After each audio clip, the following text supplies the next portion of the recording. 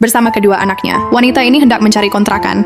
Tanpa disengaja dia menghampiri rumah seorang ibu yang sudah tua. Dia ingin ibu itu menyewakan rumahnya kepada mereka. Namun dia malah diusir karena mengganggu si nenek yang sedang merindukan cucunya. Tak lama kedua anaknya masuk ke dalam mengikutinya. Kemudian ibu itu memperhatikan salah satu dari anaknya. Tampak persis seperti cucunya saat masih kecil. Dia pun langsung menghampirinya dan mengatakan kalau cucunya telah kembali. Kemudian wanita ini membantah kalau dia adalah anaknya. Dan mungkin si ibu telah salah orang. Si ibu baru sadar. Dia berpikir saat ini cucunya sudah dewasa. Tapi mengapa kedua anak ini mirip dengan cucunya? Apa mungkin mereka anak dari cucunya itu? Demi mendapat informasi, akhirnya dia bersedia menyewakan rumah untuk mereka. Ketika hendak pergi, dia bertanya siapa nama ayah dari bocah itu. Dia hanya menjawab nama keluarga ayahnya adalah Zhang Ziqiang. Mendengar nama itu, si ibu penuh dengan kekecewaan. Ternyata ibu tua itu adalah orang terkaya di Kyoto. Sejak cucunya menghilang 8 tahun yang lalu, dia kembali ke kampung halamannya.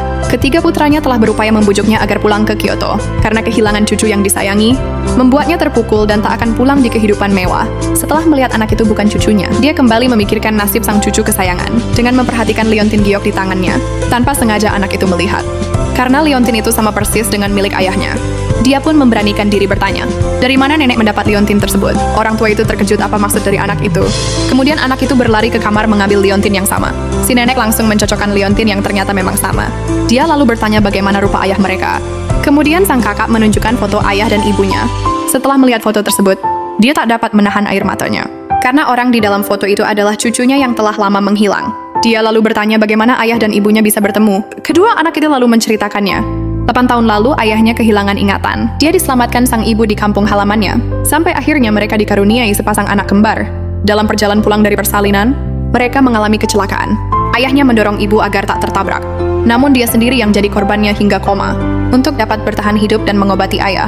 Selama bertahun-tahun ibu bekerja di 3 tempat yang berbeda. Sedangkan ayah masih belum menunjukkan tanda-tanda akan sadar. Dokter mengatakan sedikit harapan dia bisa bertahan hidup. Dia menyarankan ibu agar menghentikan pengobatan. Tapi ibu mengatakan selama masih ada secercah harapan, dia tak akan menyerah. Itu artinya biaya pengobatan akan semakin besar. Maka dari itu kami pindah ke sini, agar ibu bisa mendapat pekerjaan dengan gaji yang lumayan. Setelah mendengar cerita itu, dan melihat liontin serta foto cucunya, ibu tua merasa yakin kalau mereka berdua adalah cicit kandungnya. Dia buru-buru memberitahu ketiga putranya. Setelah dilakukan tes DNA, hasil yang keluar menunjukkan bahwa kedua anak itu benar-benar darah keluarga mereka. Anak tertua merasa senang karena anaknya telah ditemukan.